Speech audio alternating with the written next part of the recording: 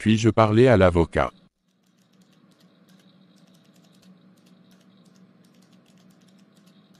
Je viens pour la 6e fois, afin de rencontrer Monsieur Oswald. Le patron dort. Si vous voulez nous dire la raison de votre visite, nous pouvons aussi bien que lui vous aider. Je ne peux pas vous expliquer mon problème. Je vais l'attendre. Monsieur, ce qu'elle vous dit est vrai. Le patron ne travaille que la nuit. Si votre affaire est grave, je vous conseille de revenir à 2 heures du matin. Je vais revenir ce soir.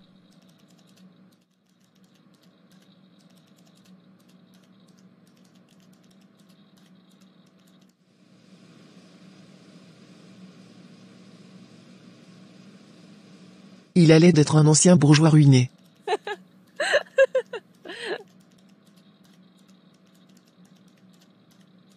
Oui, c'est possible. Maintenant, il ressemble à un clochard.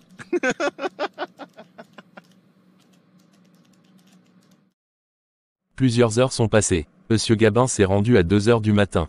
Il a été reçu dans une grande salle. Monsieur, voulez-vous me dire votre nom afin que le maître le sache? Gabin Victor. Celui qui est décédé lors d'un crash d'avion. Oui. Monsieur Gabin a attendu l'avocat Maître Oswald jusqu'au petit matin. Tu es matinal. J'ai passé la nuit ici. Ah bon? Donc depuis hier tu n'es pas rentré à la maison? Non. Comme prévu, le monsieur qui avait rendez-vous avec Maître Oswald est arrivé depuis 2 heures du matin. Mais malheureusement, Maître Oswald n'est pas venu. Le monsieur est encore là où il est parti. Il est encore là. Tu sais quoi? Il dit qu'il s'appelle Gabin Victor. Le ministre de l'économie, qui est décédé il y a des années lors d'un crash d'avion. Oui.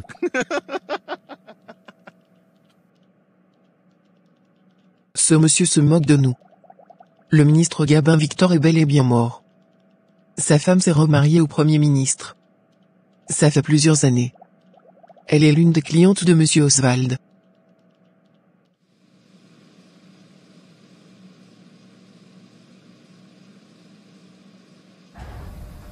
C'est un malade mental. Qu'est-ce que vous faites là? Bonjour Maître Oswald. Il y a un monsieur qui a passé la nuit ici à vous attendre. Faites-le entrer dans mon bureau. Ok, c'est compris monsieur.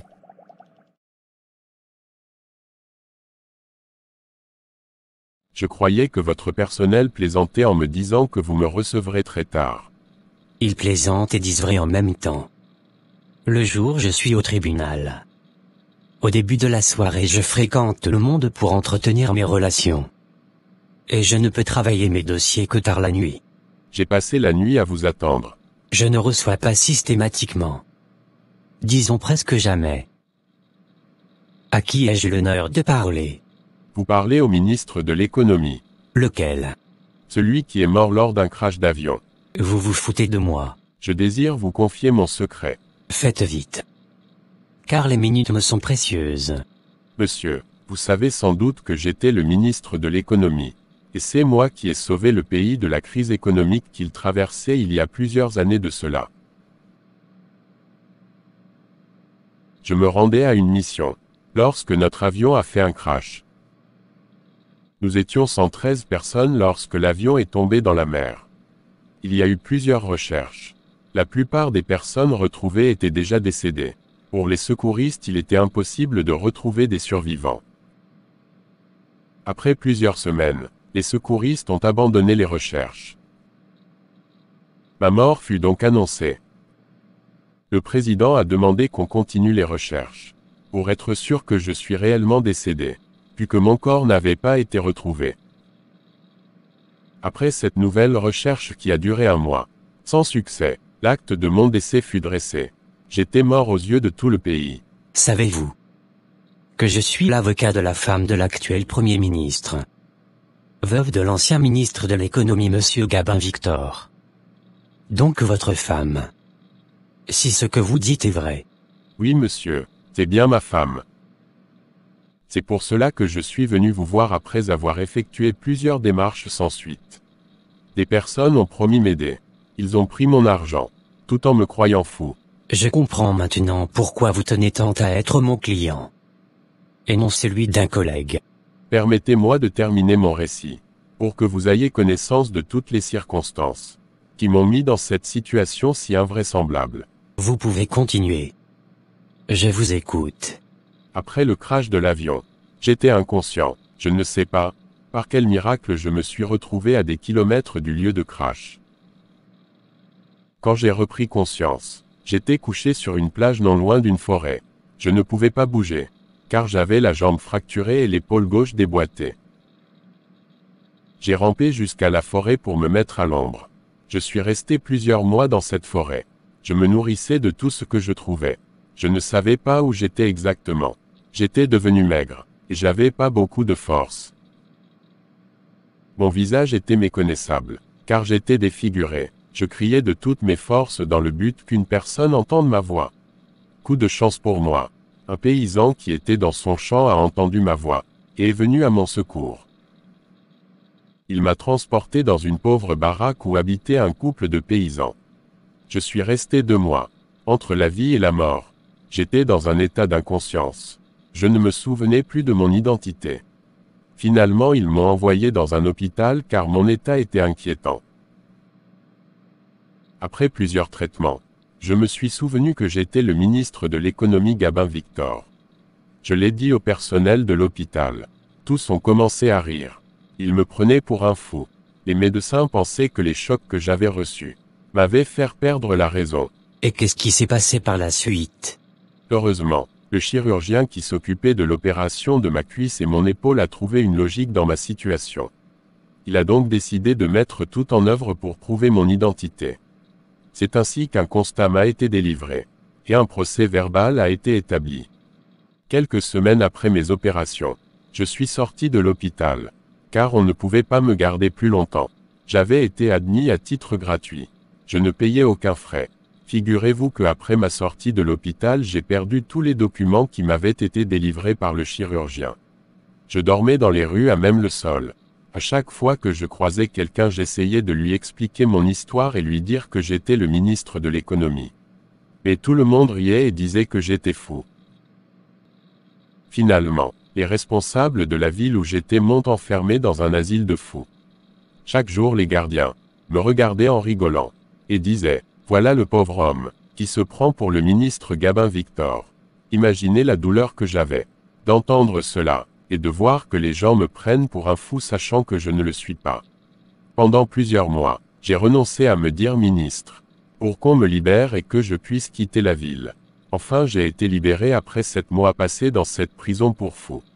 Monsieur, je crois rêver en vous écoutant. Vous êtes la seule personne qui m'a écouté jusqu'au bout. Vous allez commencer mon procès quand? Quel procès? L'épouse de l'actuel Premier ministre est ma femme. Elle possède 10 milliards qui m'appartiennent et ne veut pas me donner de quoi survivre. Les avocats auxquels j'ai demandé de plaider pour moi contre le Premier ministre et son épouse me croyaient fou. Tout le monde me considère mort et ne veulent plus entendre parler de moi. Monsieur, racontez-moi la suite. Voici le premier mot de politesse que je viens d'entendre depuis des années. Écoutez-moi, monsieur. Je vais vous donner une petite somme d'argent par jour. Veuillez m'excuser pour ce si petit montant. Je sais que ce n'est pas à la hauteur d'un ministre. Je commencerai mon travail sans demander d'honoraires. Jusqu'à ce que vous retrouviez vos droits. Et vous avez me payer. Je vous remercie pour votre bonté. Et pour votre générosité. Je vous rembourserai une fois que j'aurai retrouvé ma fortune. Je pourrais commencer par demander à votre femme de vous avancer de l'argent. Vous l'avez vue récemment. Comment est-elle devenue? Oui. Je l'ai vue ça fait moins d'1 mois. Elle est toujours ravissante.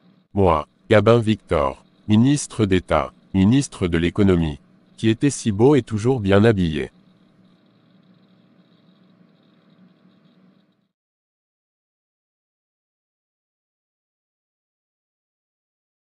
J'ai été enfermé dans un asile de fous pendant des mois.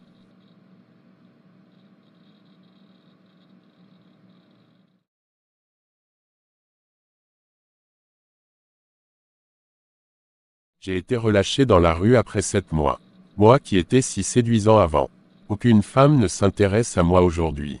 Je faisais la manche devant un restaurant de luxe. Quand j'ai aperçu un ami sorti du resto, je me suis approché de lui. Je me suis présenté en disant « Bonjour Bernard, c'est moi Gabin Victor. Il s'est mis à rigoler, en me fixant de plus près, et en fonction de certains souvenirs que je lui rappelais. Il s'est souvenu de moi. C'est lui qui m'annonça qu'il y avait un nouveau gouvernement et que ma femme était mariée à l'actuel Premier ministre. Il m'informa sur tous les événements autour de ma mort. Il avait les moyens de t'aider. Pourquoi il ne l'a pas fait? Il travaillait dans le cabinet du nouveau Premier ministre. Il voulait éviter tout contact avec moi pour éviter d'avoir des problèmes. J'ai demandé sa carte de visite. Il a refusé de me donner. Quelqu'un à qui j'avais rendu plusieurs services. Il est monté dans sa voiture et est parti sans me donner une petite pièce d'argent ni m'acheter un repas. Pourtant je lui ai fait savoir que j'étais très affamé. Après son départ, je me suis évanoui devant le restaurant. À mon réveil j'étais à l'hôpital, où j'ai passé un mois. Quand j'ai quitté l'hôpital, je me suis rendu dans mon hôtel, que j'avais construit avant le crash d'avion. Le concierge m'informa que le propriétaire était mort. Sa femme a tout vendu et s'est remariée. Je me suis rendu chez mon ancien notaire, qui a eu du mal à me reconnaître. C'est lui qui m'a donné plus de détails. Il m'a dit que j'étais mort. Ma femme a hérité de tous mes biens. Elle s'est remariée, et elle a 2 enfants. Ensuite il m'a donné la nouvelle adresse de ma femme. J'ai décidé de me rendre chez elle dans l'immédiat. J'avais le cœur plein d'espoir. Lorsqu'elle m'a vu, elle a fait semblant de ne pas me reconnaître. Elle a fini par te reconnaître ou pas? Elle avait un sang-froid remarquable. Et l'entrevue n'a pas duré plus de 5 minutes. Elle a demandé au gardien de me jeter dehors. Je suis sûr qu'elle m'a reconnu. Mais elle ne m'aime plus. Je suis rempli de colère. Elle a ma fortune et me doit son bonheur. Je me disais qu'elle allait me donner assez d'argent pour que je puisse vivre tranquillement. Je suis retourné chez elle plusieurs fois. Mais elle ne veut rien faire pour m'enlever dans cette situation de misère. Je ne sais plus quoi faire. Tout ce qui faisait de moi un être vivant a disparu. L'affaire est très grave et la cause exceptionnelle. Vous allez devoir suivre mes conseils. Je vais vous aider à retrouver votre place au sein de la société. Je vais vous prêter de l'argent, pour que vous puissiez vous acheter des vêtements, et trouver un endroit propre où dormir. Je suis au début de ma carrière. Je ne suis pas riche. Je vais m'endetter pour vous. Vous allez me rembourser plus tard. Merci monsieur. Maître Oswald a décidé de se pencher sur le cas Gabin Victor. Il a envoyé ses collaborateurs pour chercher tous les documents pouvant servir dans cette délicate mission. Il avait la certitude que le monsieur ne mentait pas. Gabin Victor, ministre de l'économie, chevalier de l'ordre national, avait une fortune qui s'élevait à 10 milliards. Après son mariage, il avait fait un testament en faveur de sa femme, par lequel il lui attribuait la totalité de sa fortune à son décès. Il a fallu 3 mois à l'avocat, Maître Oswald, pour se faire une idée claire de la situation. Il décide donc d'aller rencontrer la femme du Premier ministre pour lui faire une proposition et trouver un arrangement. Bonjour madame. Bonjour maître Oswald, que me vaut l'honneur de votre visite. J'ai rencontré votre mari à mon cabinet. Nous avons échangé longtemps. Mon époux a déjà un avocat. Pourquoi il est allé vous rencontrer? En plus il est en mission depuis 3 semaines. Je ne vous parle pas du Premier ministre. Il s'agit de monsieur Gabin Victor. Je sais que vous avez fait semblant de ne pas le reconnaître quand vous l'avez vu.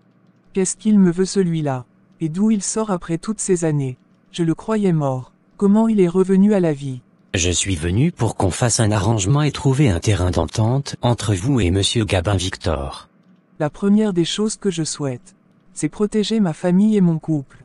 Donc avant de parler de quoi que ce soit, il faut au préalable qu'il accepte d'annuler notre mariage. S'il accepte, vous allez lui rendre sa fortune. Je pourrais lui rendre une grande partie, s'il accepte de signer tous les documents pour l'annulation de notre mariage. D'accord. Je vais de ce pas le voir, pour essayer de le convaincre. Après l'entretien qu'il a eu avec la femme du Premier ministre, Maître Oswald est allé faire le point à monsieur Gabin Victor.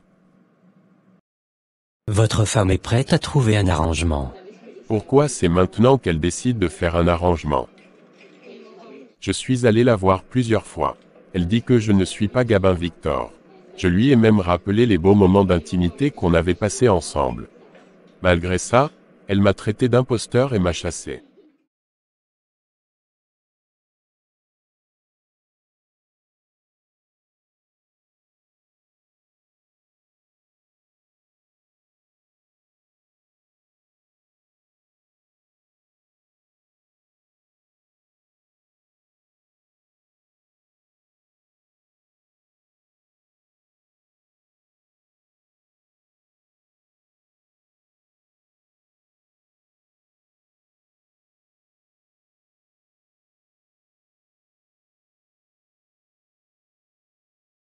Monsieur. Votre affaire est très compliquée. Elle me paraît pourtant simple. On m'a cru mort. Me voilà, je suis toujours en vie. Rendez-moi ma femme et ma fortune. Puis mon statut d'ancien ministre. C'est tout ce que je vous demande. Ce n'est pas si simple aux yeux de la loi. Vous êtes le ministre Gabin Victor. Je le crois. Mais comment le prouver à des gens à qui votre mort profite? Vos adversaires demanderont une enquête qui prendra du temps. Il faut retracer tout le parcours du crash d'avion jusqu'à ce jour. Pour avoir des traces de votre survie. Tandis qu'ici, les documents officiels de votre décès sont disponibles. Admettons que votre procès soit gagné. Comment sera jugé le cas de double mariage de votre femme? Vous avez été donné pour mort officiellement. Elle avait donc le droit de refaire sa vie avec un autre homme. En plus, vous n'avez pas une enfant. Alors qu'elle a 2 enfants avec le Premier ministre. Cela pourrait annuler votre mariage au profit du 2e mariage. Je me battrai pour récupérer ce qui me revient de droit. Dites-moi, est-ce que moralement, accepterez-vous une femme mariée à un autre et qui ne vous aime pas? Si vous la récupérez, elle sera contre vous, ainsi que son mari. N'oubliez pas que ce sont 2 personnes puissantes et influentes. Le procès sera long et vous vieillirez entre-temps. Et ma fortune? Vous pourrez récupérer une partie. Mais puisque ma veuve n'est plus veuve, alors elle n'a droit à rien. Je dois récupérer la totalité de ma fortune. D'accord. Mais tout se discute. Il faut essayer de trouver une entente avec elle. Vous éviterez le recours à la justice moyennant une somme. Cherchez à récupérer une partie de votre fortune et oubliez cette femme. Mais, ce serait vendre ma femme. Vous en aurez une autre qui vous conviendra mieux. C'est quoi l'arrangement que ma femme vous a proposé? Si vous acceptez de signer des documents pour l'annulation de votre mariage, vous allez pouvoir récupérer une grande partie de votre fortune. Je ne peux pas perdre mon argent et ma femme. Soit je perds ma femme et je récupère tout mon argent. Si elle est d'accord, je signe les documents et je récupère la totalité de ma fortune. Voilà ma réponse. C'est compris. J'irai la voir pour lui faire part de votre proposition. Ok. Voilà ce qu'il nous faut à mon avis. Annulez votre acte de décès. Ce qui va permettre que vous soyez reconnu comme étant vivant. Et aussi annuler votre mariage. Le Premier ministre lui-même va vous remercier de lui avoir laissé sa femme en vous aidant à retrouver votre statut d'ancien ministre. Ce qui va vous permettre d'avoir une très bonne pension. Je suis d'accord pour annuler le mariage. Mais je dois récupérer la totalité de ma fortune. Et avant de signer, il faut que je sois sûr et certain qu'elle va me donner tout mon argent. Je vais parler de tout ça avec elle, quand j'irai la voir. Je vais devoir vous quitter. Je dois me rendre au palais de justice. J'ai un procès prévu aujourd'hui. 3 jours plus tard, Maître Oswald se rend chez la femme de Monsieur Gabin Victor, pour lui faire la proposition de son mari. J'ai fait part de votre proposition à Monsieur Gabin Victor, votre mari. Et qu'est-ce qu'il dit? Il est d'accord pour signer les documents pour l'annulation de votre mariage. À une condition. Laquelle? Que vous lui rendez la totalité de sa fortune après la signature. Ce n'est pas possible. J'ai utilisé une partie pour investir dans plusieurs domaines et j'ai acheté plusieurs biens immobiliers. C'est sa seule condition. Je ne sais pas comment vous pouvez le convaincre pour qu'il signe les documents. Je vais le rencontrer. Donnez-lui rendez-vous à votre cabinet demain matin. Ne lui dites pas que je serai présent. Je pense que c'est la meilleure solution. Car vous vous connaissez mieux. Vous pourrez trouver une solution facilement. D'accord. Je serai à votre cabinet à 10 heures. Ok. J'insiste. Ne lui dites pas que je serai présent. Je veux que ça soit une surprise. D'accord.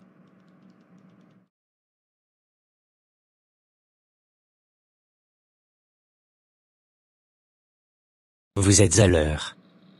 Monsieur Gabin Victor sera là d'ici peu. J'ai préparé un accord écrit. Dans cet accord, vous devez reconnaître le ministre Gabin Victor, devant des témoins qui garderont le secret. Ce qui lui permettra de retrouver son identité sociale. En retour, le ministre va signer les documents pour annuler votre mariage. Après cela, Vous allez signer les documents qui vous engagent à verser le montant de 10 milliards à monsieur Gabin Victor. C'est beaucoup trop. Je ne peux pas lui verser tout ce montant même si j'en ai 10 fois. Que voulez-vous alors? Je veux qu'il signe les documents. Mais qu'il reste mort. Nous allons juste changer la date de signature. Alors nous plaiderons. Quelques instants plus tard, le ministre Gabin Victor est arrivé au cabinet de Maître Oswald. Sa femme lui propose d'aller dans une de ses maisons de vacances pour discuter tranquillement. Monsieur Gabin Victor accepte. Ils montent dans la voiture de sa femme et prennent le chemin. Pendant le trajet, elle lui parle de ses 2 enfants, et de son mari, le Premier ministre. Nous serons plus tranquilles ici pour discuter. La première fois quand je vous ai vu, j'ai douté et j'ai donc pris des précautions. Je me suis dit que quelqu'un qui vous ressemblait voulait se jouer de moi. La seconde fois, quand je suis venu, tu m'as bien reconnu, mais tu as fait semblant de ne pas me reconnaître. Oui, c'est vrai. J'avais peur que votre retour vienne troubler ma famille. Et je ne voulais pas que mon époux vous trouve en train de discuter avec moi. Je comprends. Tu as raison. Je n'avais pas calculé les conséquences de mon retour. Si je suis toujours votre épouse selon la loi, je ne suis plus à vous en réalité. Voulez-vous que toute la ville ne parle que de nous? Pourquoi les gens doivent être au courant d'une situation qui me dépouille de ma dignité? Vous m'aimez encore, mais moi, la vie m'a forcé à avoir d'autres liens. J'aime une autre personne. Vous êtes un homme d'une grande bonté et c'est vous l'arbitre de mon sort. Je fais appel à votre caractère noble. Mes fautes sont innocentes. Je vous avoue encore que j'aime mon époux le Premier ministre Monsieur Jacob. Vous avez disparu pendant des années. J'avais donc le droit de l'aimer. Aujourd'hui je suis mère de 2 enfants qui me donnent la joie. Fallon, je ne suis pas fâché contre toi. J'oublie tout. Je ne suis pas un monstre pour t'obliger à me revenir. Sachant que tu aimes une autre personne. J'aime tellement mon mari, il me serait difficile de me séparer de lui.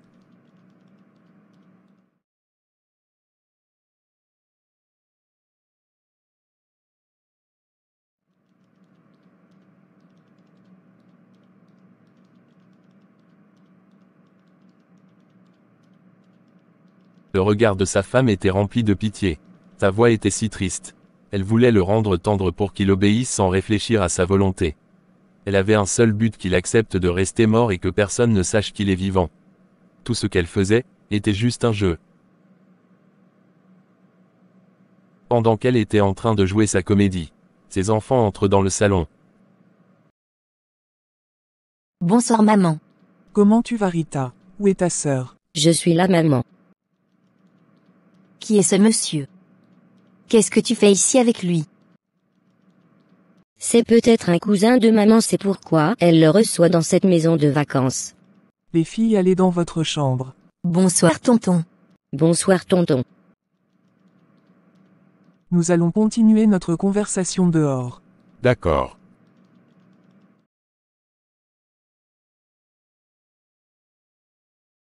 Quand je pense que je dois abandonner mon mari et mes enfants. Si je n'avais pas d'enfants, je me serais enfui avec vous. Je ne suis pas venu déranger ton bonheur. La voyant pleurer, Monsieur Gabin Victor a pris la décision de rester mort. Il lui a demandé quelles sont les démarches à faire et les papiers à signer pour se déclarer définitivement décédé. Elle lui a répondu qu'il devait annoncer sa décision à l'avocat Rémy, qui connaît mieux ses affaires. Il est aussi un avocat de la famille, et qu'il ne devait pas en parler à l'avocat Oswald. Le lendemain matin, Maître Rémy est arrivé. Il a préparé un document que Monsieur Gabin Victor devait signer, ce qui fera de lui un imposteur qui aurait voulu faire du chantage à la femme du Premier ministre, en utilisant sa ressemblance avec son défunt mari. Bonjour monsieur, je suis Maître Rémy, avocat de la famille du Premier ministre Jacob. Je vous ai apporté les documents à signer. Veuillez les lire avant de les signer. Monsieur, si je signe ces documents, je serai considéré désormais comme un malhonnête. Vous pouvez réfléchir avant de vous décider. J'ai déjà réfléchi, je ne vais pas signer. J'accepte de me faire passer pour un mort. Mais en aucun cas je n'accepte pas de me faire passer pour un malhonnête imposteur.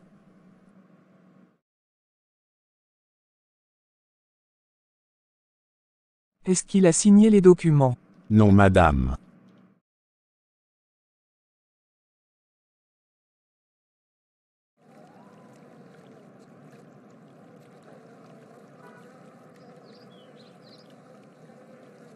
Ce sont souvent les mauvaises personnes qui t'apprennent les plus grandes leçons de vie.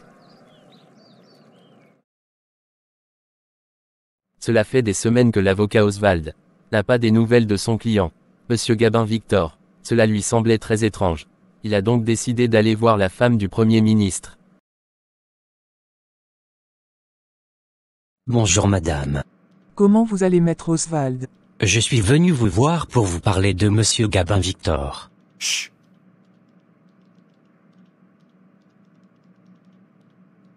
Mon mari est dans la chambre. C'est mieux qu'on parle dehors. D'accord. Qu'est-ce qui se passe avec monsieur Gabin Victor? Cela fait des semaines que je n'ai plus de ses nouvelles. Comment ça, vous n'avez plus de ses nouvelles? J'ai demandé à mes commis de faire des recherches. Mais en vain. C'est méchant de sa part. Donc il ne vous a rien dit. Qu'est-ce qu'il devait me dire? Quand nous nous sommes vus la dernière fois, il a refusé la proposition que je lui ai faite. Et il m'a menacé de lui donner la totalité de son argent. Il m'a donné un numéro de compte bancaire sur lequel j'ai déposé l'argent. Quelques jours plus tard, il est venu me confirmer qu'il a bien reçu l'argent et que désormais il allait me laisser tranquille. Tout s'est passé en présence de maître Rémy, votre collègue. Ah bon? Je pensais que vous étiez déjà informé. Non. Je n'étais pas au courant. Qu'est-ce qu'elle fait avec l'avocat Oswald? C'est étonnant. Il a tout pris, il ne m'a pas laissé un centime.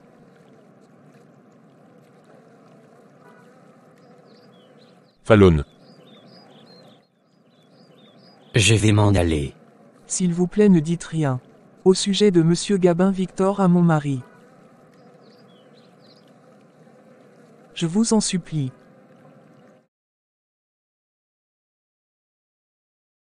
C'est bizarre toute cette histoire. Monsieur Gabin Victor n'avait aucune identité. Tout le monde le considérait comme fou. Comment il a pu fournir un numéro de compte bancaire? J'ai des doutes. Il faut que j'appelle maître Rémy. De quoi tu parlais avec maître Oswald? Je lui ai demandé de venir. Parce que je veux changer le statut juridique de ma société. Je veux qu'il me donne des conseils. Pourquoi tu ne m'as pas en parlé avant de prendre cette décision? Tu étais en voyage d'affaires. Je ne voulais pas te déranger. C'est quelque chose d'important. Tu pouvais quand même me dire. Désolé. Je vais chercher les filles. D'accord.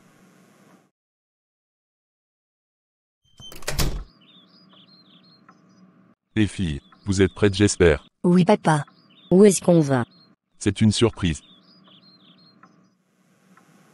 C'est un message de maître Rémy.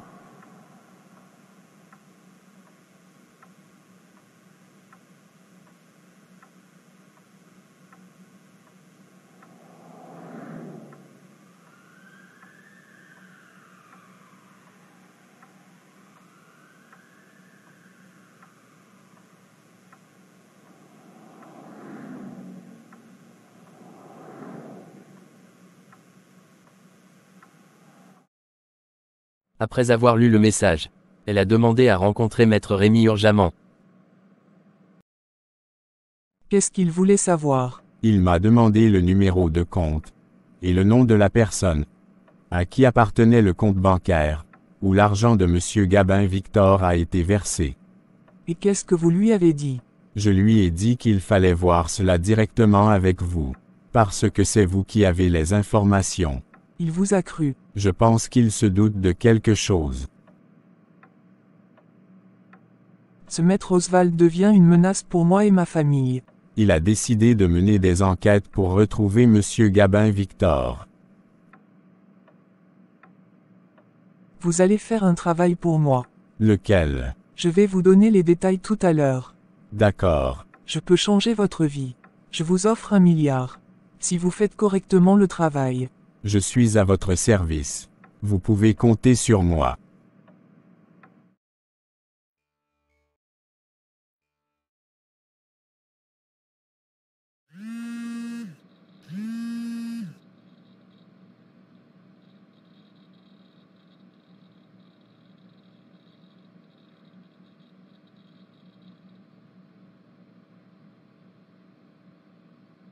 Il disparaît et il réapparaît subitement.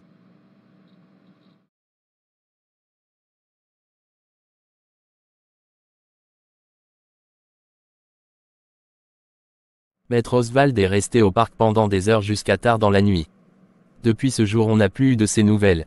Sa femme étant inquiète, est allée à la police pour signaler la disparition de son mari, après plusieurs recherches de la police. Son corps a été retrouvé dans un vieux entrepôt.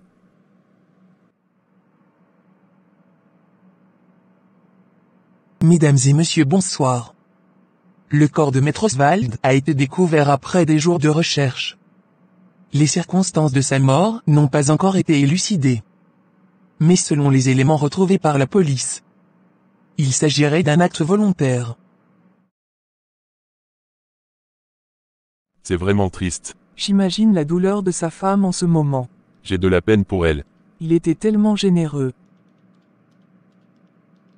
Apprête-toi, nous allons rendre visite à sa femme. Non, je ne peux pas t'accompagner. Pourquoi? Si je vais là-bas, je vais tellement pleurer que je ne pourrai pas me contrôler. C'est normal que tu pleures. Tu veux que les gens me voient sangloter. Je te comprends. Depuis combien de temps travaillez-vous dans le cabinet de Maître Oswald? Ça va faire 2 ans bientôt. Quand est-ce que vous l'avez vu pour la dernière fois? Ça fait 3 jours de cela. Est-ce qu'il recevait des menaces? Non. Mais Oswald était beaucoup apprécié. Nous avons trouvé un téléphone dans la poche de son pantalon. Le dernier message qu'il a reçu venait d'un certain Gabin Victor, qui lui a demandé de le rejoindre au parc. Est-ce que vous le connaissez? Il venait voir Maître Oswald. Monsieur, voulez-vous me dire votre nom afin que le maître le sache? Gabin Victor. Celui qui est décédé lors d'un crash d'avion. Oui. Ça fait plusieurs années que le ministre de l'économie Gabin Victor est décédé. S'il porte le même nom que lui, c'est normal. Parce que certaines personnes sont homonymes. Mais se faire passer pour lui est un délit puni par la loi. Est-ce que vous savez pourquoi il était venu voir Maître Oswald ce jour-là? Non. Est-ce que vous pouvez le décrire?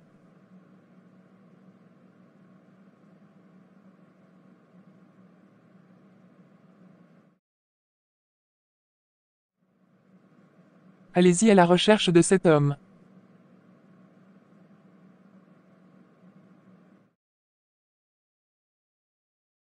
Pendant qu'il est recherché par la police, Monsieur Gabin Victor, ayant appris le décès de Maître Oswald, décide de se rendre à son cabinet, pour avoir le programme de ses obsèques, car il voulait être présent le jour de son enterrement. J'ai appris le décès de votre patron. Annabelle, viens s'il te plaît.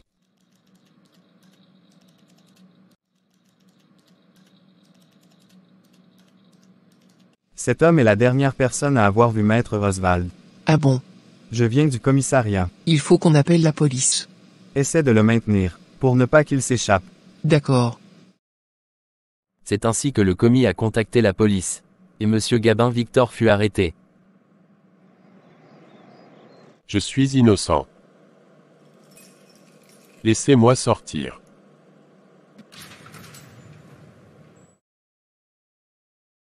Connaissez-vous Maître Oswald? Oui. Quels étaient vos rapports? Il s'occupait de mon dossier. Pourquoi l'avez-vous donné rendez-vous au parc? Je n'ai jamais donné de rendez-vous à Maître Oswald au parc. Dites la vérité, nous avons toutes les preuves. Vous lui avez envoyé un message sur son téléphone. J'ai pas de téléphone. Je n'ai même pas un endroit où dormir. Ni de quoi à manger. Comment je ferais pour m'acheter un téléphone? Où étiez-vous le mercredi passé? J'étais dans la grande forêt à la sortie de la ville. C'est là que je vis. Pouvez-vous me donner votre identité exacte? Je suis Gabin Victor, le ministre de l'économie qui a été annoncé mort dans le crash d'avion. Qu'est-ce qui prouve que c'est bien vous? Si vous êtes le ministre Gabin Victor, pourquoi vous n'allez pas à votre résidence? C'est dans une forêt que vous résidez.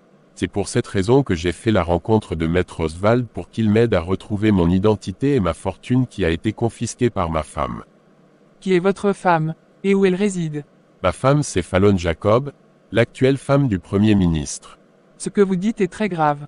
Pour ça vous pouvez passer plusieurs années en prison. Personne ne veut me croire. Quand j'explique mon histoire, on me prend pour un fou. J'ai été enfermé plusieurs fois dans des asiles de fous. Maître Oswald est la seule personne qui a pris le temps de m'écouter, et qui a cru en ce que je disais. Mais pourquoi n'êtes-vous pas allé à la police pour que des enquêtes soient menées? Si vous êtes sûr que c'est vous monsieur Gabin Victor. Je suis allé à la police plusieurs fois. J'ai été refoulé, et considéré comme étant fou. Comment un ancien ministre peut dormir dans une forêt? Vous trouvez pas qu'il y a quelque chose de flou dans votre histoire? J'ai pas d'autre choix, car ma femme refuse de me remettre mon argent, et menace de me faire interner dans un centre psychiatrique. Si je continue de dire que je suis Gabin Victor son mari, légalement nous sommes toujours mariés. Vous avez dit tout à l'heure que personne ne vous croit. Est-ce que votre femme vous a reconnu? Oui. On a eu à discuter plusieurs fois pour trouver des solutions en présence de Maître Oswald. Y a-t-il d'autres personnes qui vous ont vu ensemble Madame Fallon Jacob et vous? Oui. Il y a Maître Rémy et aussi ses 2 filles. Nous allons prendre vos empreintes et les confier à la police scientifique pour les enquêtes concernant la mort de Maître Oswald.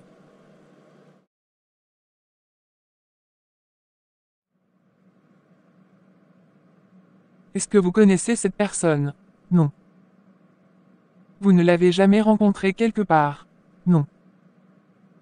Il se fait appeler Gabin Victor, l'ex-ministre de l'économie, disons votre mari. Il y a plusieurs années de cela que mon mari est décédé. Il dit qu'il était un client de Maître Oswald. Je ne le connais pas. Pourtant il dit qu'il a eu à discuter avec vous.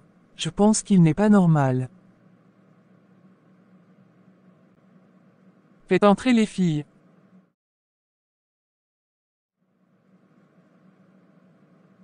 Regardez bien cette photo. Est-ce que vous avez déjà vu cet homme?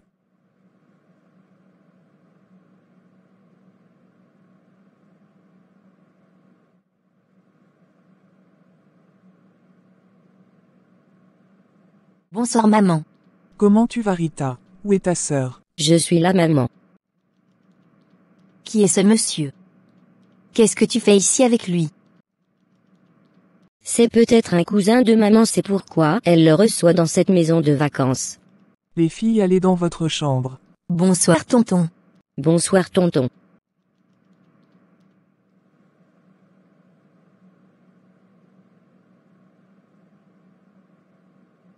Maman l'a reçu dans la maison de vacances. Vous êtes sûr de l'avoir déjà vu? Oui bien sûr.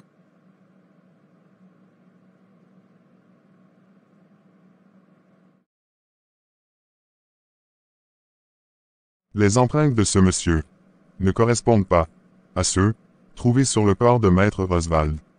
Qui pourrait être donc le coupable? Par contre, nous avons inséré ces empreintes dans le fichier national pour connaître sa vraie identité. Et alors, qu'est-ce que vous avez trouvé?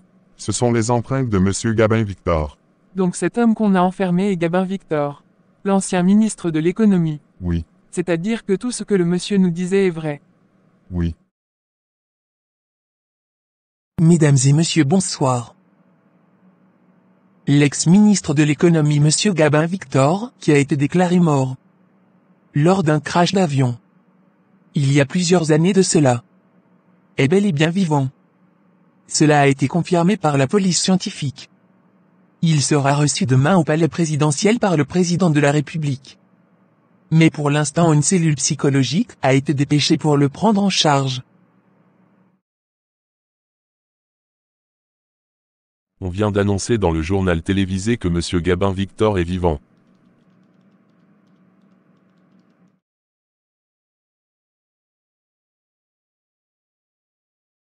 Gabin Victor a été reçu au palais présidentiel par le président de la République. Le président l'a félicité pour sa bravoure. Il a été élevé au grade de chevalier national de l'ordre du mérite.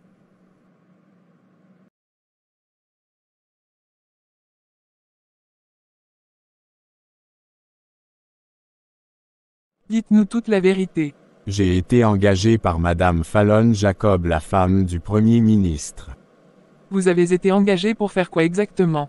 pour obliger Monsieur Gabin Victor à signer des documents qui feraient de lui un imposteur, qui faisait du chantage à la femme du Premier ministre. Et il devait disparaître pour toujours, pour qu'on le considère mort. Concernant l'affaire Oswald, quel était votre rôle? Lorsque Maître Oswald n'avait plus les nouvelles de Monsieur Gabin Victor, il a commencé à mener des enquêtes sur sa disparition. Il se doutait de quelque chose. Il nous a posé des questions. À Madame Fallon Jacob et moi.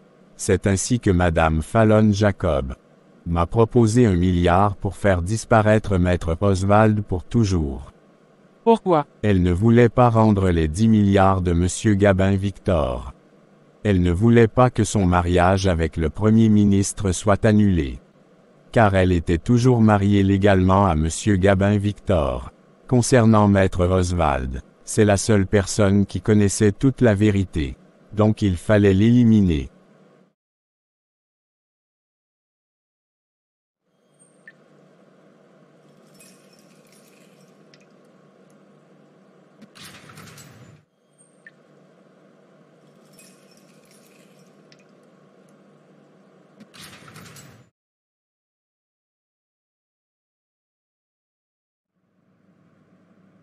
La vie m'a frappé à plusieurs reprises.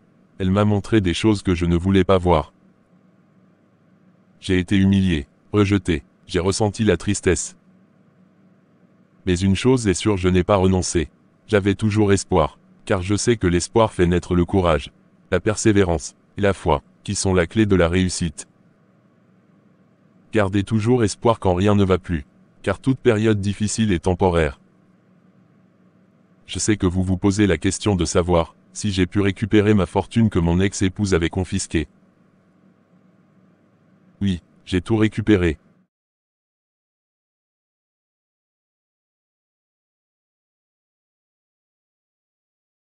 Le mensonge et la tromperie ont une date de péremption.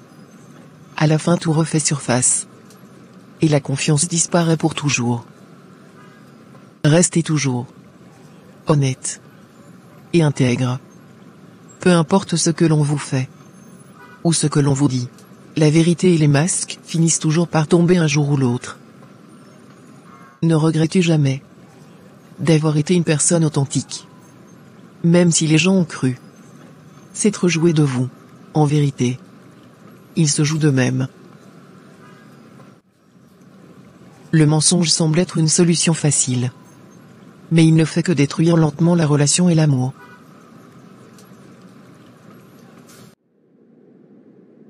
Je viens de détruire mon mariage. À cause d'un mensonge. Ruben et moi étions de très bons amis depuis notre enfance. On était tout le temps ensemble. On allait à l'école ensemble.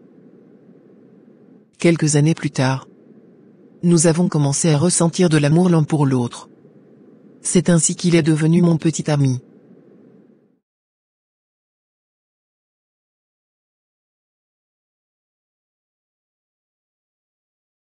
On s'aimait beaucoup. On s'était promis de se dire la vérité.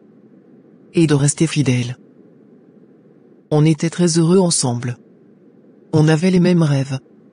Il y avait une grande complicité entre nous. Mon père l'appréciait beaucoup. Et ma mère l'aimait comme son propre fils. Après le décès de mon père, nous avons déménagé. Je venais passer le week-end avec lui en famille.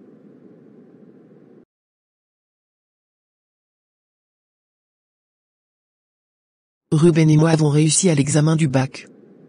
Il a eu une mention très bien, donc il a obtenu une bourse d'études pour aller étudier à l'étranger. Notre séparation m'a beaucoup affecté. On s'appelait tous les jours. Comme on le dit, loin des yeux, près du cœur. Je le portais toujours dans mon cœur. Comme s'il était tout proche de moi. Malgré les milliers de kilomètres qui nous séparaient.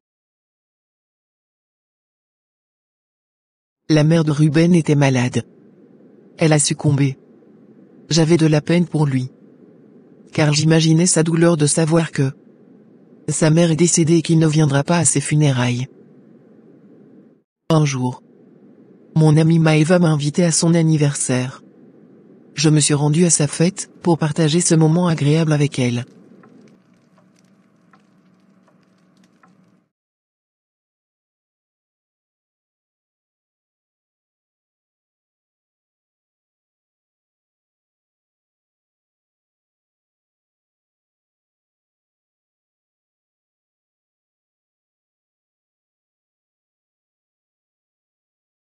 Nous nous sommes bien amusés. J'ai bu un verre de trop. Et je n'arrivais plus à me contrôler. J'ai commencé à flirter avec Matteo, le cousin de Maëva.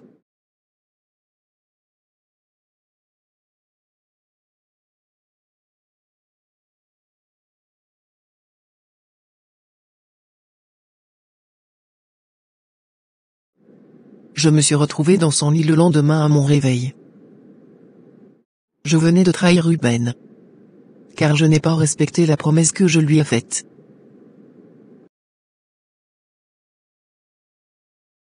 Trois semaines plus tard, j'ai commencé à avoir le vertige. Je rendais tout ce que je mangeais. Et je passais mon temps à dormir. Ma mère était très inquiète. Nous nous sommes donc rendus à l'hôpital. Après m'avoir examiné, le docteur annonce à ma mère que je suis enceinte. Qui est l'auteur de cette grossesse? C'est le cousin de Maëva. Tu me déçois. Pardonne-moi. Maman. Va le rejoindre. Je me suis donc rendu chez Matteo pour lui annoncer la nouvelle. Si tu me répètes ça encore, tu verras de quoi je suis capable. Je ne suis pas l'auteur de cette grossesse. Sors d'ici. Matteo venait de refuser la grossesse. Je ne savais plus quoi faire. Donc j'ai pris mon courage à deux mains. Pour aller convaincre ma mère. Pourquoi tu n'as pas pris tes précautions? Je ne veux pas garder la grossesse. Ne compte pas sur moi.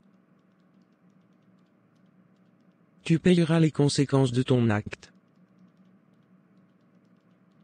Ruben et moi on s'appelait tous les jours. On rigolait comme si rien ne se passait, à chaque fois que je finissais de parler avec lui. Je m'enfermais dans la chambre pour pleurer. Quelques mois plus tard, j'ai accouché d'une belle petite fille que j'ai prénommée Galia. J'ai fait croire à Ruben que ma mère était enceinte et qu'elle avait accouché d'une petite fille. Pour qu'il se mette dans la tête que j'ai désormais une petite sœur. Personne ne savait que Galia était ma fille. Allô, comment tu vas mon amour?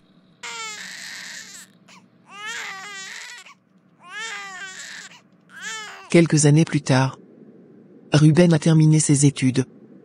Il est rentré au pays pour s'installer. Lorsque j'ai revu Ruben, j'étais confuse. À la fois heureuse et triste. Car j'avais peur qu'il découvre la vérité. 9 mois après son arrivée, il m'a fait sa demande en mariage. J'ai accepté. Nous nous sommes mariés. C'était le plus beau jour de ma vie.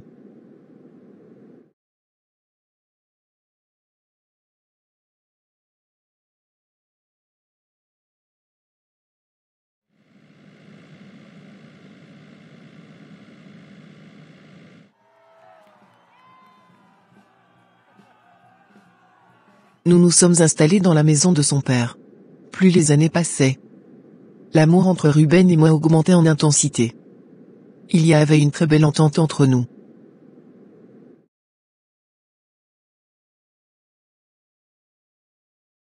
Tu as bien noté tous les ingrédients. Oui maman.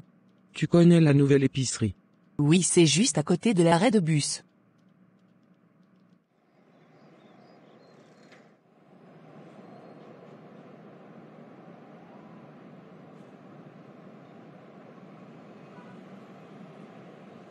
Ces petites ressemblent beaucoup à mon cousin Matteo. Je pense qu'elle doit être la fille de Mathilde. La mère de Mathilde n'habite pas loin d'ici. Coucou, comment tu vas?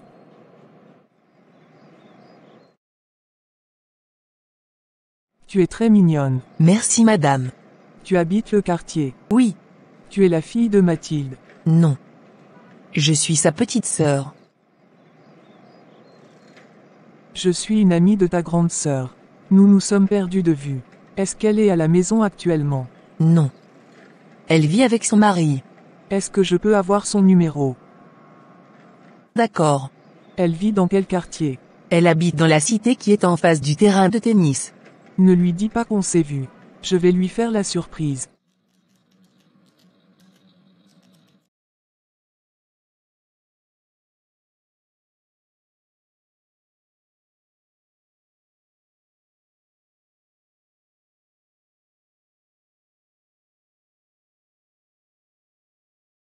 Un soir pendant que je faisais le dîner, j'ai reçu un appel téléphonique. C'était un numéro inconnu. J'ai hésité avant de décrocher. C'était Matteo qui venait de refaire surface. C'est Maëva qui lui avait remis mon numéro. Comme on le dit. Le mensonge finit toujours par nous rattraper. J'ai coupé l'appel parce que je ne pouvais pas communiquer avec lui étant à la maison. Je ne voulais pas me faire surprendre. Une demi-heure plus tard, Ruben est rentré du travail. Nous avons pris le dîner ensemble. Mais j'étais inquiète, car je ne savais pas pourquoi Matteo m'avait appelé. Le lendemain matin, j'ai rappelé Matteo pour connaître le but de son appel. Ma surprise fut grande. Il voulait récupérer Galia après plusieurs années. J'ai refusé sans hésiter. Depuis ce jour, je n'avais plus le sommeil tranquille. Il m'appelait sans cesse. Et me laissait des messages. Finalement, j'ai décidé de le rencontrer pour mettre fin à cette histoire. J'avais choisi le mauvais jour et le mauvais endroit.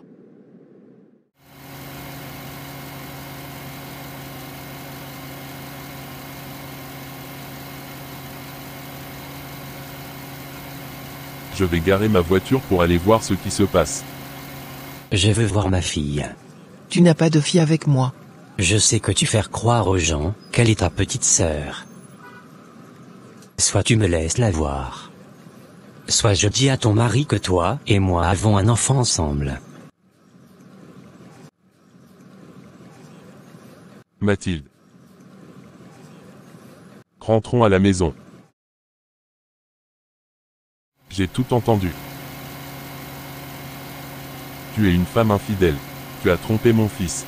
Il faut qu'il sache la vérité. Je vous en supplie. Ne faites pas ça.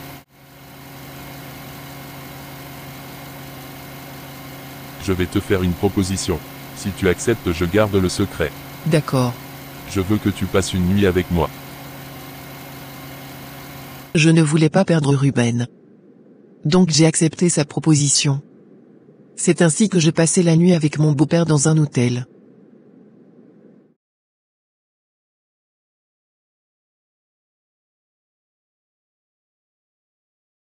J'ai fait croire à Ruben que j'étais chez ma mère car elle avait un petit malaise. Il me fait confiance.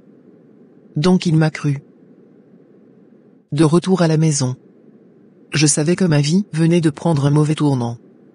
J'avais honte de regarder mon mari et mon beau-père.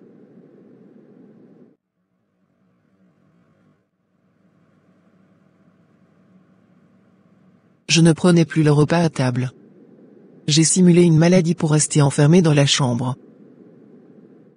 Un jour pendant que Ruben était au travail, mon beau-père voulait de moi au salon.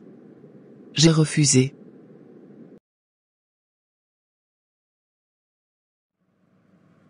Arrête s'il te plaît. Non. Je n'avais pas assez de force pour résister. Donc il a fini par obtenir ce qu'il voulait.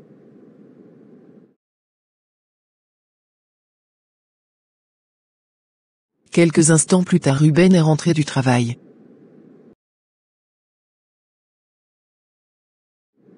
Il a fondu en larmes comme un gamin. Je lui ai expliqué toute la vérité. C'est ainsi qu'il a quitté la maison de son père et n'est plus jamais revenu. Quelques jours après, il a demandé le divorce. Ma mère a refusé que je reste chez elle. Elle a dit à Galia que je suis sa mère biologique. Voilà comment le mensonge a détruit ma vie. Même si la vérité peut être douloureuse, elle blesse toujours moins que le mensonge à long terme.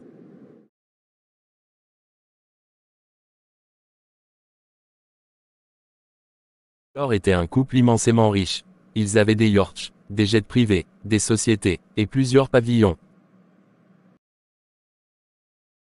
Ils étaient amis à Arnaud et sa femme Solange, un couple très modeste, qui vivait dans des conditions difficiles. Arnaud et Solange ont un fils du nom de Ivan. On l'appelait le surdoué, parce qu'il était très intelligent, toujours major de sa promotion. Bonjour papa, bonjour maman. Tu t'es réveillé tôt ce matin, pourtant aujourd'hui est un jour férié. Comment tu vas mon trésor? Nous avons un travail d'équipe à réaliser. Est-ce que vous pouvez m'accorder votre permission? Oui mon trésor. Je veux être le premier de mon établissement pour pouvoir participer au concours d'entrée à l'Institut scientifique international. Nous te faisons entièrement confiance. Je veux réussir pour vous offrir une grosse villa. Tu as toute notre bénédiction. Je vous aime tellement. La directrice de l'école l'appréciait beaucoup. Il était respectueux, et très ambitieux. Tous les parents d'élèves rêvaient d'avoir un enfant comme Ivan, car il était un exemple à suivre. Raphaël et Flore n'avaient pas d'enfants. Nina, pourquoi le repas n'est pas encore servi? Je ne savais pas que vous allez rentrer tôt aujourd'hui. On rentre tôt ou tard. Il faut que le repas soit prêt. C'est la première fois que cela se produit. Je suis désolée madame, retourne dans la cuisine. Où est-ce qu'on va? C'est une surprise. C'est super. Pendant que Raphaël et Flore vivaient leur vie de luxe, Solange, Arnaud, et leur fils Ivan, partageaient un petit morceau de pain. C'était leur repas du soir. J'ai pu avoir un peu de fromage. Tu peux partager le pain avec Ivan. Tu n'as rien mangé depuis ce matin. On va partager le pain à 3. Je sais qu'un jour tout va s'arranger. On pourra manger à notre faim. Le plus important c'est de rester une famille soudée et heureuse. Je suis heureux de vous avoir dans ma vie. Le lendemain matin, Ivan est allé à l'école, sans prendre de petit déjeuner comme d'habitude, car ses parents n'avaient pas les moyens. Il mangeait une fois par jour. Bonjour madame la directrice. Comment tu vas Ivan? Je vais bien. Tu as bien travaillé. Félicitations à toi. Merci madame. Si tu continues comme ça c'est sûr que tu obtiendras une bourse d'études pour aller étudier à l'étranger. C'est mon souhait le plus ardent. Tu es le seul élève qui n'a jamais eu d'absence ni de retard. Pourtant tu m'as dit que tu habites très loin de l'école. Oui madame. Sache qu'au bout de l'effort, il y a toujours une récompense. Ivan a répondu avec le sourire. Rien ne pouvait laisser croire qu'il n'avait pas mangé depuis ce matin. Il gardait ses moments de tristesse pour lui. Il n'a jamais affiché sa souffrance. C'est toute cette souffrance qui lui donnait la force et le courage pour réussir. Son père n'avait pas de travail fixe. Il enchaînait de petits boulots. Quant à sa mère, elle ne pouvait pas travailler car elle avait une santé fragile. Des mois sont passés. Ivan a réussi à son examen de fin d'année. Il a été admis pour intégrer l'école internationale des élites. Cette prestigieuse école d'excellence qui est constituée que des meilleurs élèves. Que Dieu te bénisse mon fils. Ton père et moi nous allons marcher la tête haute désormais. Chaque chose a une fin. La fin de notre souffrance commence aujourd'hui. Merci beaucoup maman pour tes bénédictions. Je suis fier de toi mon fils. Sache qu'il y a plusieurs enfants de riches qui fréquentent dans cette école où tu iras. S'il te plaît, ne les envie pas. Concentre-toi sur tes études. Merci papa pour tes conseils. Les semaines sont passées. Raphaël et Flore se retrouvent en justice pour un délit financier. Ils ont perdu toute leur fortune. Leurs biens immobiliers ont été saisis, ils n'avaient plus rien. Nous avons tout perdu. Je ne peux pas supporter cette situation. Je ne sais pas ce qui s'est passé. Je n'ai pas vu le malheur venir cette fois-ci. Pour empêcher que ça arrive. Cette nuit, je vais rentrer dans une dimension spirituelle pour comprendre ce qui ne va pas. Nous n'avons plus de voiture de luxe. Bientôt cette maison ne sera plus à nous. En ce qui concerne la voiture, ne t'inquiète pas. Je vais chercher une vieille voiture d'occasion pour toi. Ce n'est pas normal ce qui nous arrive.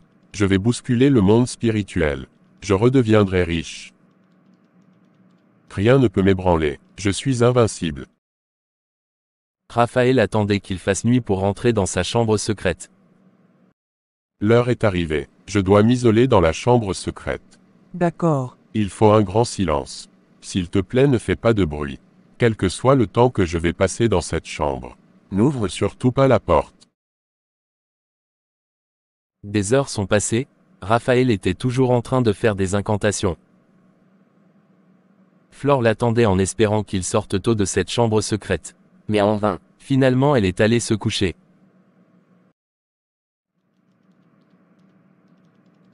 Comment ça s'est passé? Cette fois-ci tu as passé la nuit dans la chambre secrète. Il y a un sacrifice et un rituel à faire. Nous avons déjà sacrifié mon enfantement. Notre étoile est devenue sombre. Ah bon? Oui. Il nous faut une nouvelle étoile qui brille. L'étoile de quelqu'un qui a un avenir radieux. Si on arrive à voler son étoile, on redeviendra plus riche qu'avant.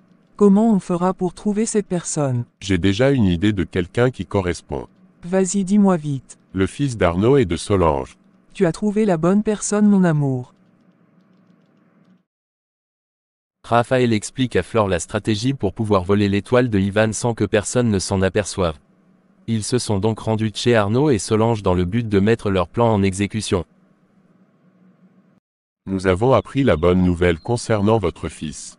Nous sommes venus aussitôt pour partager ce moment de joie avec vous. Et féliciter Ivan. Vous savez que Ivan est comme notre fils. C'est un enfant que nous apprécions beaucoup. Mon époux et moi ne pouvons pas manquer ce moment agréable. Merci, c'est vraiment gentil de votre part. Nous vous remercions du fond du cœur. Pour cette occasion, nous avons décidé d'offrir un cadeau à Ivan. Nous lui offrons une sortie au parc d'attractions. Merci beaucoup, Tata. Je vous remercie pour tout. Ivan, demain tu peux passer à la maison dans l'après-midi. C'est compris, tonton. Ivan n'a pas fermé les yeux toute la nuit, car il ne s'était jamais rendu dans un parc d'attractions. C'était sa première fois. Tes parents t'ont offert quoi comme cadeau quand tu leur as annoncé la bonne nouvelle? Les voir en joie fut le plus beau cadeau de ma vie. Est-ce que tu as un smartphone?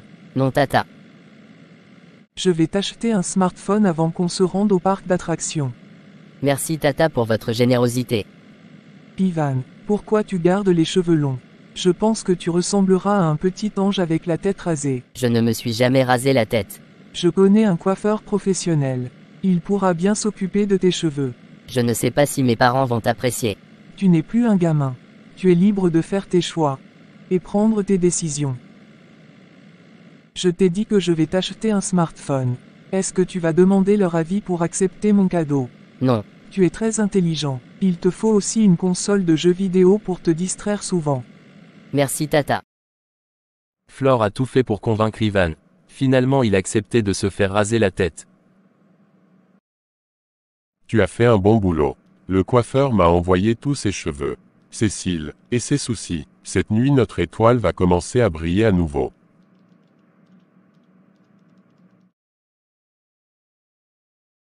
Qu'est-ce que tu as fait à tes cheveux? Je ressemble à un petit ange maintenant.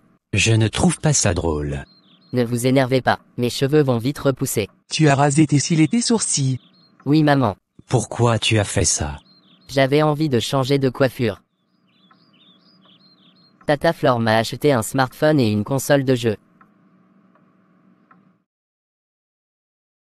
Quelques semaines plus tard, Raphaël et Flore ont commencé à avoir des opportunités.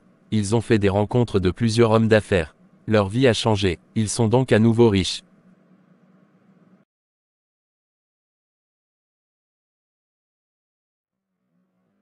Pendant ce temps, tout allait mal chez Arnaud et sa femme Solange. Car leur fils Ivan, en qui ils ont mis tout leur espoir, a décidé de ne plus aller à l'école. Ses parents ne savaient pas pourquoi il avait changé subitement. Il passait tout son temps dehors. Il était devenu très impoli. Ses parents ne le reconnaissaient plus. Ivan. Où vas-tu? Je n'ai pas de compte à te rendre. Tu ne dois pas parler à ton père de cette manière. Dans ce cas, dis-lui de ne plus me poser des questions sur mes sorties.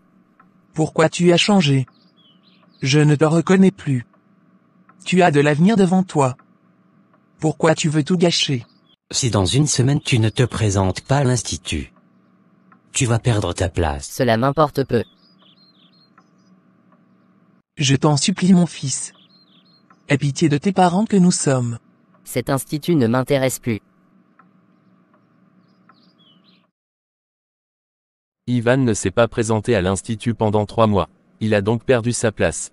Sa vie a basculé, il était méconnaissable, ses cheveux n'ont plus poussé depuis qu'il s'est rasé la tête.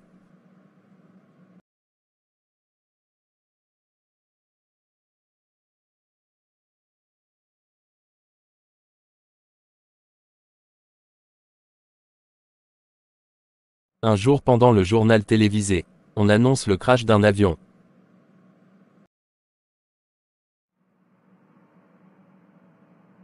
Mesdames et messieurs, bonsoir. Il s'agit bien du jet privé de monsieur Raphaël qui a fait le crash. Sa femme et lui n'ont pas perdu la vie. Mais ils sont dans un état très critique. Plusieurs mois sont passés, ils avaient chacun des plaies sur la tête. Ils ont utilisé tous les médicaments pour que leurs plaies se cicatrisent, mais en vain. Au contraire, chaque fois qu'ils appliquaient un médicament, la plaie commençait à s'infecter. Je ne sais pas pourquoi tout va de mal en pire. Ce qui est bizarre, toutes les plaies qui se trouvaient sur les autres parties de notre corps se sont cicatrisées. Sauf celles qui se trouvent sur notre tête. Ce qui est étonnant, c'est qu'elles s'infectent de jour en jour. Tu penses à quoi? Je pense que ce qui nous arrive a quelque chose à voir avec Ivan. Qu'est-ce qui te fait dire ça? Nous lui avons rasé la tête. Si nous voulons avoir la guérison, il faut qu'on se confesse. Je ne sais pas comment faire pour que ses cheveux repoussent. Souviens-toi, le docteur a dit que nous n'avons pas assez de temps pour vivre. Je vais appeler Arnaud et sa femme Solange. C'est ainsi qu'ils se sont rendus chez eux, malgré leur état.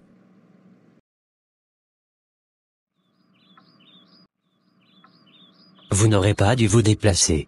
Nous avons quelque chose de très important à vous dire. C'est nous qui avons gâché la vie de votre fils Ivan. Comment ça, vous avez gâché la vie de Ivan? Nous avons volé son étoile pour devenir riches. Vous avez toujours été riche. Quand on est venu vous rendre visite la dernière fois pour féliciter Ivan, on avait des sérieux problèmes. Vous plaisantez. Vous ne pouvez pas nous faire ça. Vous avez remarqué que depuis qu'il s'est rasé la tête, ses cheveux n'ont plus repoussé, parce que je les ai utilisés pour faire des rituels. C'est méchant ce que vous avez fait à mon fils. C'est vraiment méchant de votre part. Vous vivez dans le luxe. Vous êtes toujours entre deux avions. Pourtant nous on mange à peine à notre faim. Et c'est l'étoile de notre fils Ivan que vous avez volée. Notre fils qui nous donnait de l'espoir. En qui nous avons mis toute notre confiance. Nous vous demandons pardon. Demandez plutôt pardon à Dieu. Quelques semaines après leur confession, Flore est décédé. Raphaël, quant à lui, il a commencé à délirer, il est décédé quelques mois plus tard. Les cheveux de Ivan ont commencé à repousser. Son père a eu un boulot stable. Il a pris un crédit bancaire pour l'inscrire dans une école prestigieuse.